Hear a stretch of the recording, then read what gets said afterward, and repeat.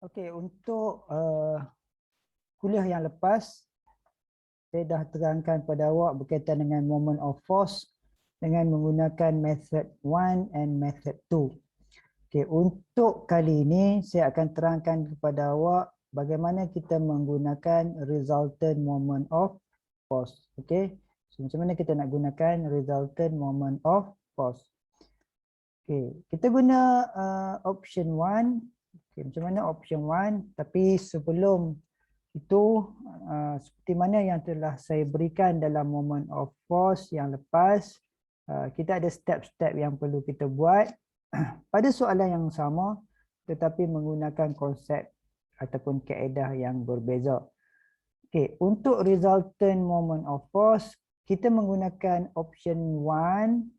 Okay, kita menggunakan option 1 dengan kita mengambil titik rujukan kita iaitu pada left hand side.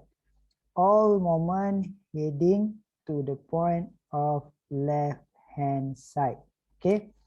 Jadi apa yang kita buat, mana-mana momen yang mengikut arah jam daripada kedudukan left hand side, maka ianya berada dalam keseimbangan yang kita nyatakan dengan nilai sifar. Oh, we mention it in 0. Okay. So apa yang perlu awak buat? Yang pertama sekali, kita tahu daripada soalan kita ada daya pada kedudukan atau sudut 30 darjah dan nilai dayanya adalah 75, dan apa yang awak perlu buat, you have to change it to perpendicular to beam. Okay, so ini adalah pengiraan yang kita dapat untuk nilai bagi kedudukan serenjang daya dengan beam. Okey. Ini saya tak tunjuk saya dah tunjukkan yang lepas. Ingat, kita punya titik rujukan adalah pada kedudukan left hand side. Okey, jadi apa-apa ukuran kita akan ambil daripada kiri ke kanan. Okey, kita akan ambil dari kiri ke kanan. Okey, kembali kepada tip dalam menyelesaikan soalan ini. Okey, yang pertama sekali, semua daya mesti berada serenjang or perpendicular to beam. All force need to be perpendicular to beam. And then step yang kedua, dengan kita mengambil left hand side sebagai tapak ataupun titik rujukan kita, maka kita tengok kedudukan moment. So yang pertama sekali kita tengok moment pada kedudukan 37.5 Newton. Maka dia ikut jam ataupun lawan jam, maka kita akan dapati moment ini adalah mengikut arah jam. Maka bila dia mengikut arah jam, kita anggap dia sebagai positif. Okey. Kemudian kita tengok lagi, ada lagi daya yang bertindak ke bawah? Tidak ada 30 Newton sahaja, iaitu 30 Newton. Dan bila kita tengok pada kedudukan 30 Newton, dan dayanya juga kita boleh nampak mengikut arah jam. Okey, mengikut arah jam.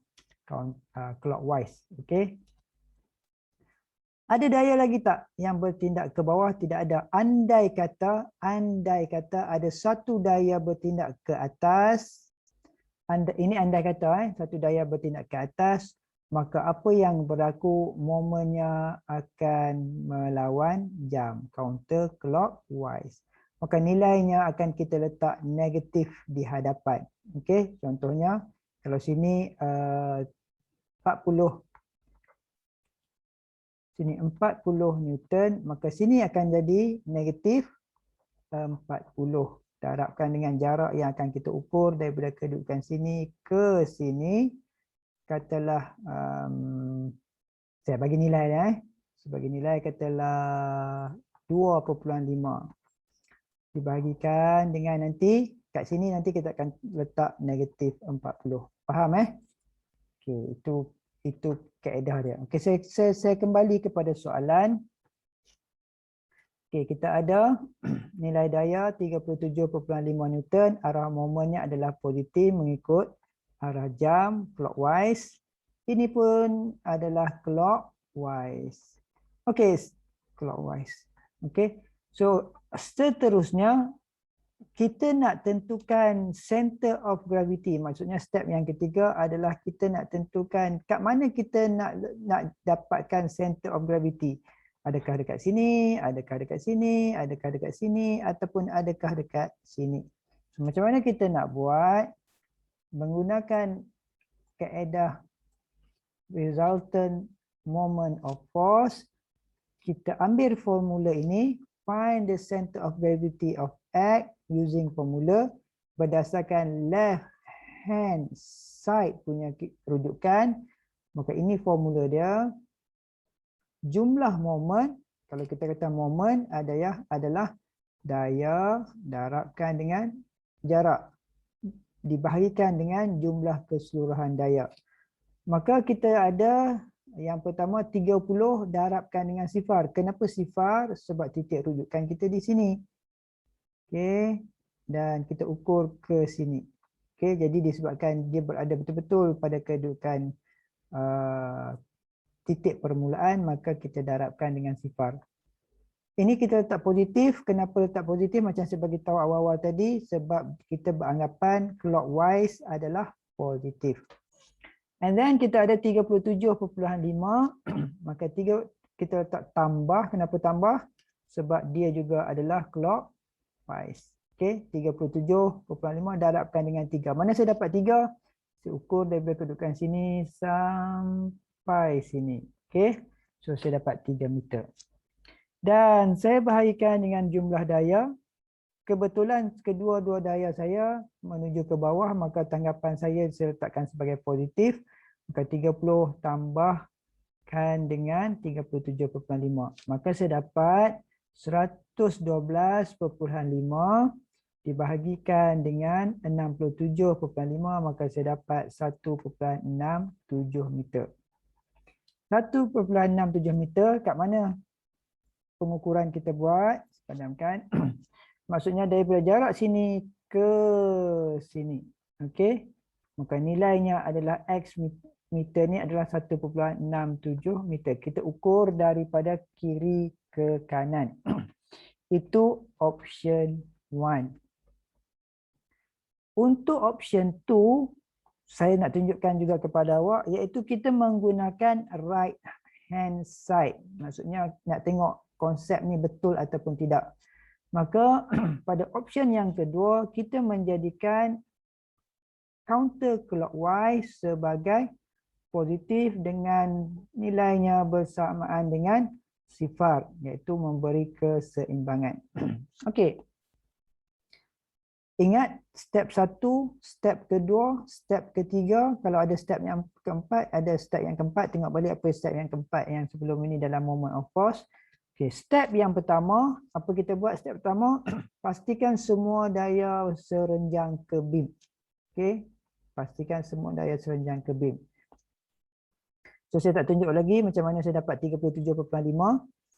Dan kita mengambil titik rujukan kita adalah bermula daripada right hand side. Ukuran daripada right to left. Okay, kita nak akan buat ukuran daripada right to left. Okay, macam mana step yang seterusnya? Step yang seterusnya adalah kita nak tengok kedudukan moment. Okay, pada kedudukan 37.5 Newton, so moment ni akan ke mana? Melawan jam. Counter clockwise. Okay, so dia akan counter clockwise sebab kita pegang di sini. Kemudian kita tengok 30 Newton. Daya tu tekan ke bawah, maka kita akan dapati moment juga akan menjadi counter clockwise. Okey, clear yang itu. Okey, itu step yang kedua. Step yang ketiga, kita nak dapatkan center of gravity dengan kita mengambil ukuran daripada kanan ke kiri. Ini tanggapan kita. Okey, kanan ke kiri. Mungkin di sini, mungkin di sini, mungkin di sini kita punya daya. Okey, mungkin di sini ataupun mungkin juga di sini. Okey, daya yang kita nak dapatkan center of gravity. Maksudnya kedudukan yang akan memberi keseimbangan. Okey. So kita sebut di sini sebagai center of gravity. Okay, saya clearkan skrin saya. Okay, kita pergi kepada step yang ketiga. Kita nak cari center of gravity. Yang mana dia akan memberi keseimbangan kepada beam ini. Sama konsep dia, iaitu kedudukan X ataupun nilai X adalah jumlah momen bahagikan dengan jumlah daya. Ingat, kita mengambil momen counter clockwise sebagai positif. Okay, maka 30 ini adalah positif 30 darabkan dengan 4. Mana saya dapat 4? Iaitu jarak daripada sini. Saya ambil daripada sini 1 meter tambahkan dengan 3 meter. Maka saya dapat dia 4 meter. Ingat ukuran daripada sini ke sini. Okey. Kemudian saya dapat yang seterusnya adalah kita nak dapatkan momen iaitu pada kedudukan 37.5, maka ianya juga adalah counter clockwise. Maka kita letakkan positif 37.5, kita darabkan dengan 1. Mana saya dapat 1? Ini jarak dia. Dari right to left, maka saya dapat 1 meter. And then jumlah daya 30 tambah 37.5. Okey. Maka saya dapat kalau saya ukur ni sampai sini nilainya adalah 2.33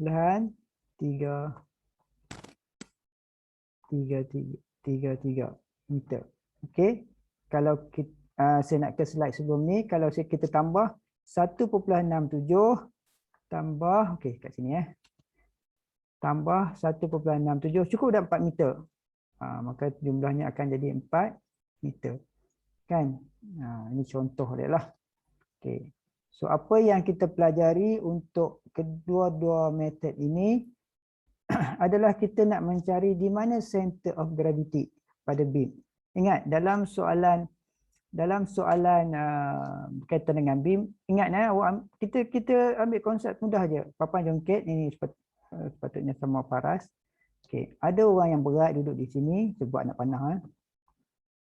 Ada orang yang ringan duduk di sini. Okey, nak panah dia kecil. Di mana kita nak cari titik keseimbangan center of gravity, kita perlu buat pengira lah sama ada menggunakan moment of force or resultant of force. Titik rujukan kita di mana? Awak boleh ambil left hand side, awak boleh ambil right hand side. Terpilih pada awak. Katalah awak nak ambil left hand side untuk letakkan center of gravity di sini. Nak mencari. Kita cari. Tiba-tiba kita kira kita dapat di sini. Maka kita ukur daripada left hand side. Maka ini adalah jaraknya. X meter. Tapi kalau pengukuran awak ambil daripada right hand side, maka awak akan ukur daripada sini ke sini. Maka dia akan jadi Y meter. Dia akan dapat titik yang sama.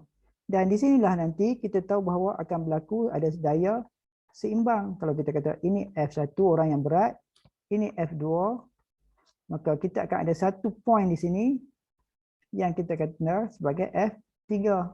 So apa yang kita belajar berkaitan dengan moment, resultant moment adalah untuk mendapatkan di mana titik keseimbangan. Okay, kita nak cari titik keseimbangan ni. Sama ada kita ukur daripada left hand side ataupun right hand side ataupun kita guna moment of force. Kita ingat jumlah moment lawan jam adalah sama dengan jumlah moment ikut jam. Jumlah daya bertindak ke atas adalah sama dengan jumlah daya yang bertindak ke bawah. Inilah konsep asas yang awak belajar berkaitan dengan moment of force. Okay. So ini penting untuk awak dalam ujian yang akan awak lalui dalam tempoh terdekat ini. Okay, saya rasa itu sahaja video yang saya boleh share dengan awak. So kita jumpa lagi pada video yang lain. Okay, terima kasih. Assalamualaikum.